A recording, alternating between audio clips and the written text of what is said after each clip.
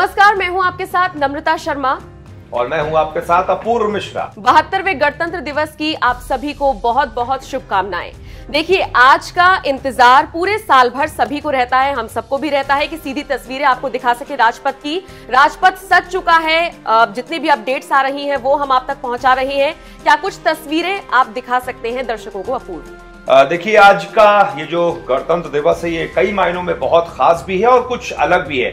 आज नम्रता आपको सबसे पहले जो हम तस्वीरें दिखा रहे हैं ये है अभी की तैयारियों की कि राजपथ पूरा तरीके से सज चुका है, मंच पूरा तरीके से बन चुका है। उन 25,000 लोगों के लिए भी जो इस बार शामिल होंगे दर्शकों के तौर पे, इससे पहले 1.25 लाख लोग आमतौर पर शामिल होते थे, लेकिन कोविड की वजह से बहुत सारे बदलाव किए गए हैं। जैसे बदलाव ये किए गए हैं कि जो पूरा जो परेड का दायरा होता था लगभग 8.2 किलोमीटर का, उसको घटाकर 3.3 किलोमीटर कर दिया गया है, यानी कि लगभग 5 किलोमीटर की कटौती उसमें कर दी गई। परेड जो है उसको भी नम्रता छोटा कर दिया गया है।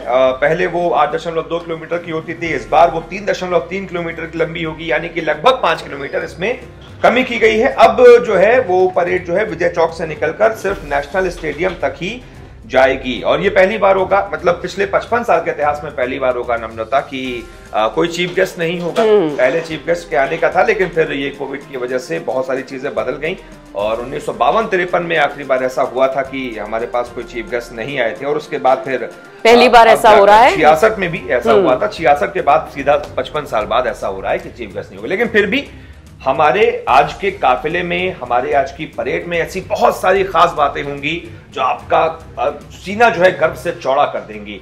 भारतीय होने पर आपको गर्व होगा जब रफाल विमान उड़ेंगे। पहली बार परेड में रफाल विमान शामिल होंगे। दुनिया का सबसे विध्वंसक एयर जेट, फाइटर जेट, जब वो शामिल होगा ना हमारी परेड में, जब उसकी गर्जना रिपब्लिक डे पर विजय चौक के आसपास पूरे आसमान में दूर दूर तक जाएगी, गर्व से सीना चौड़ा हो जाएगा।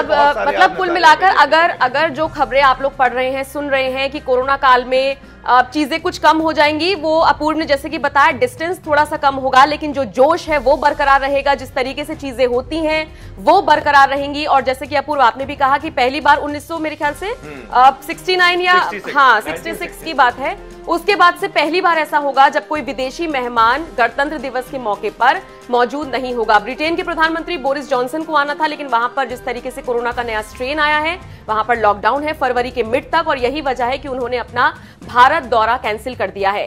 गणतंत्र दिवस के मौके पर प्रधानमंत्री मोदी से लेकर सोनिया गांधी, राहुल गांधी, सबने देशवासियों को शुभकामनाएं दी हैं। और साथ ही साथ जितनी भी अपडेट्स आ रही हैं वो सबसे पहले हम आप तक पहुंचा रहे हैं। और क्या कुछ अपडेट्स हैं?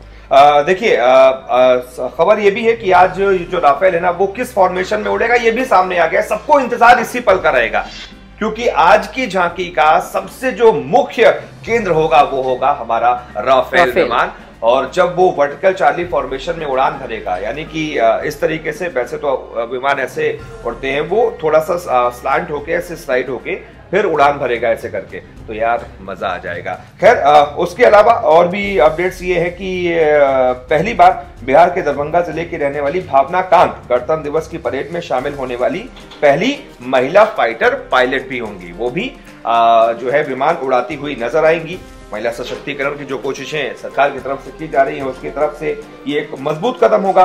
इसके अलावा स्कूल और कॉलेज के 100 मेधावी छात्रों को प्रधानमंत्री के बॉक्स से गणतंत्र दिवस परेड देखने का भी मौका मिलेगा। इन बच्चों के लिए भी बहुत खास होने वाला है। और भी बहुत सारी तस्वीरें, बताने को तो बहुत कुछ है, वो तस्वीरों के जरिए में पता चलेगा। लेकिन हाँ, अलग भी है इस बार का गणतंत्र दिवस और बहुत खास भी होने वाला है। जैसे जैसे तस्वीरें आती जाएंगी हम अपने दर्शकों को दिखाते जाएंगे। बिल्कुल, तो 10 बजे से परेड शुरू होगी। जैसी भी तस्वीरें आती रहेंगी सबसे पहले हम आप तक पहुंचाते रहेंगे। हमारे साथ जुड़ने के लिए बहुत बहुत शुक्रिया।